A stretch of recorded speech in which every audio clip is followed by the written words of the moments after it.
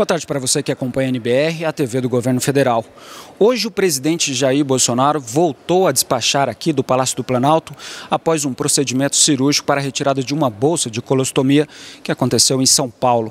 A agenda de compromissos do presidente nesta segunda-feira começou logo cedo. Às 7h30 da manhã, o presidente recebeu o ministro da Casa Civil, Onyx Lorenzoni, ainda no Palácio da Alvorada. Já aqui no Palácio do Planalto, às 9 horas, o presidente Bolsonaro participou de reunião com o ministro Onyx Lorenzoni, o subchefe para assuntos jurídicos da Casa Civil, Jorge Antônio de Oliveira, e os pastores Jerônimo Martins e Luiz Carlos Gonçalves. Logo depois, reunião com os ministros da Defesa, Fernando Azevedo, de Relações Exteriores, Ernesto Araújo, e do Gabinete de Segurança Institucional, Augusto Heleno. Às 11h40, o presidente Bolsonaro se reuniu com o vice-presidente Hamilton Mourão e José Ângelo Mazilo, secretário adjunto da Secretaria de Política Agrícola do Ministério da Agricultura, Pecuária e Abastecimento. Mais cedo, pelo Twitter, o presidente falou sobre leilões de concessões de 12 aeroportos que vão gerar investimentos de 3,5 bilhões de reais. Segundo o presidente Bolsonaro, os 12 aeroportos que serão concedidos estão previstos em 3 blocos: Nordeste, Sudeste e Centro-Oeste. Entre os aeroportos estão o de Recife, Maceió, Vitória e o de Cuiabá, em Mato Grosso. Ainda pelo Twitter, o presidente informou que todos os leilões dos 12 aeroportos estão previstos para serem realizados até o mês de março deste ano e destacou que essas concessões vão gerar qualidade no serviço, emprego e economia. As concessões destes aeroportos é uma das medidas previstas na agenda dos 100 dias de trabalho do governo. Além dos terminais aeroportuários, o Ministério da Infraestrutura ainda pretende arrendar mais 10 terminais portuários e a ferrovia Norte-Sul ainda nos 100 primeiros dias de governo. De Brasília, Pablo Mundim.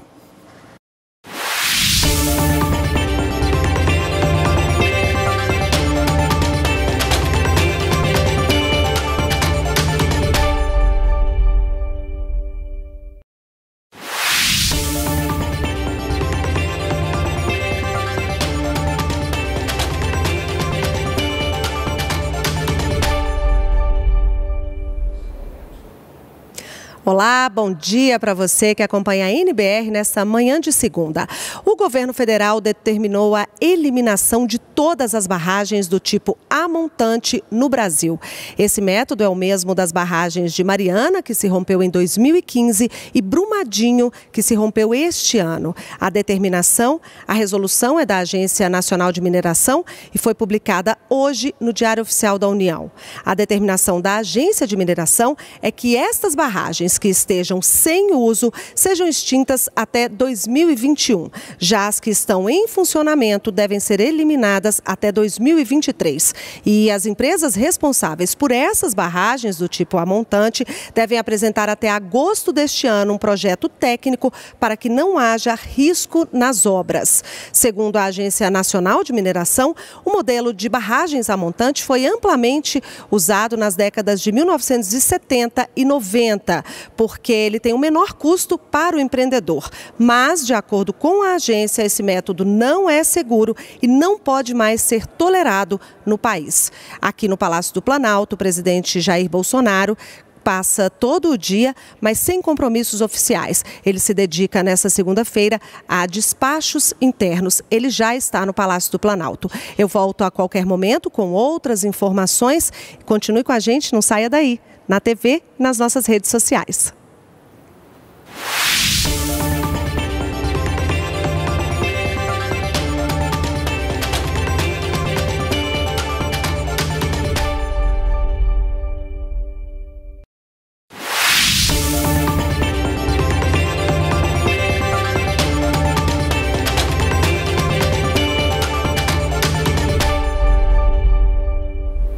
Olá, boa tarde para você que acompanha a NBR, a TV do Governo Federal.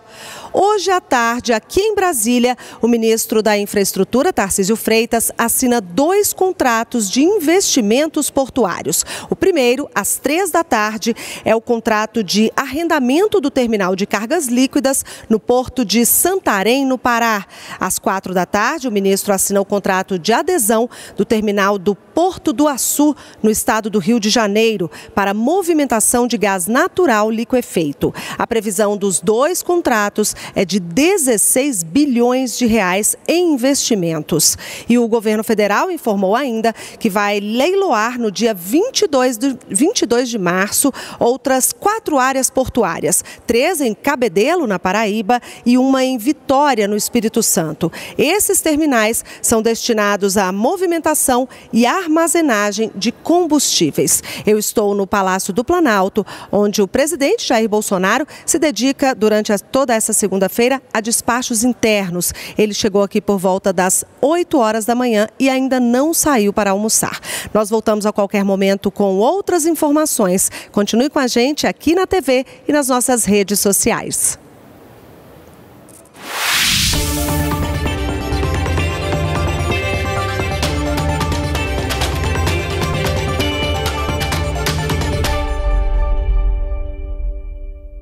Evento para falar sobre o projeto de lei anticrime, oportunidade de conversar com a magistratura estadual, federal, do trabalho, todos muito qualificados e todos com sugestões e críticas pertinentes aí ao projeto de lei anticrime.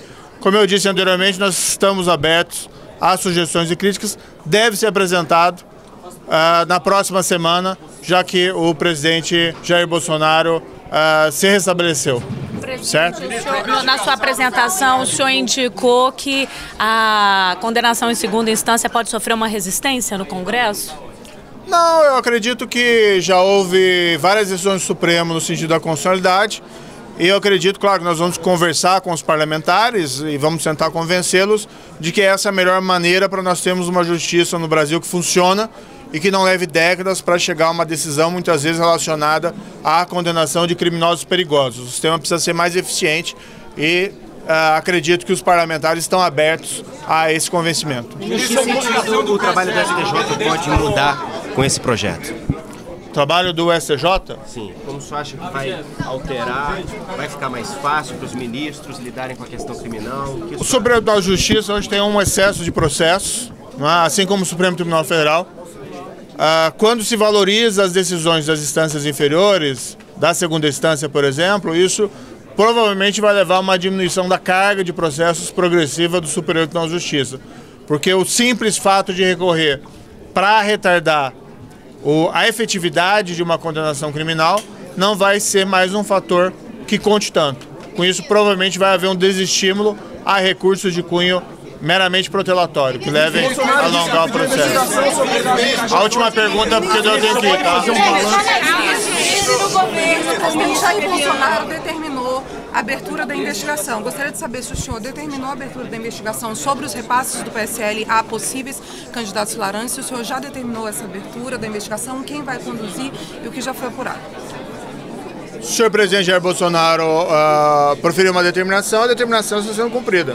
Então os fatos vão ser apurados e eventuais responsabilidades após as investigações vão ser definidas. PCC, ministro!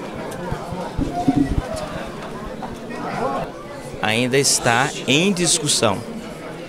E a verdadeira discussão começará no Congresso Nacional.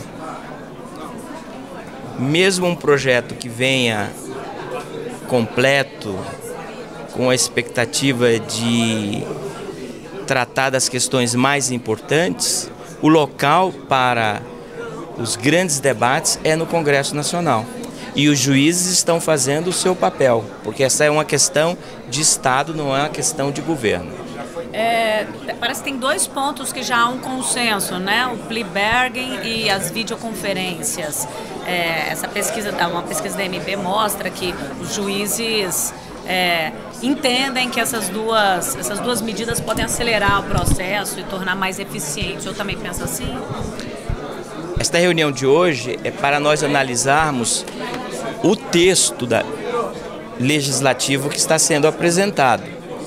Há uma concordância geral dos juízes, no sentido de que a impunidade no Brasil é algo que solapa os alicerces do Estado de Direito, que a corrupção destrói o princípio da soberania do voto popular e a confiança dos eleitores no seu sistema eleitoral, e que também nós temos que analisar todos esses sistemas na perspectiva da dignidade da pessoa humana, com grande preocupação em estabelecer regras que sejam adequadas, que combatam esses problemas e deficiências, mas que fortaleçam, ao final, o Estado democrático de direito no nosso país. Ministro, a expectativa com relação à tramitação lá no Congresso deve ser fatiada? O que o senhor espera? O que vocês esperam com relação a isso? A demora? A questão da Previdência, se vai prejudicar essa tramitação conjunta?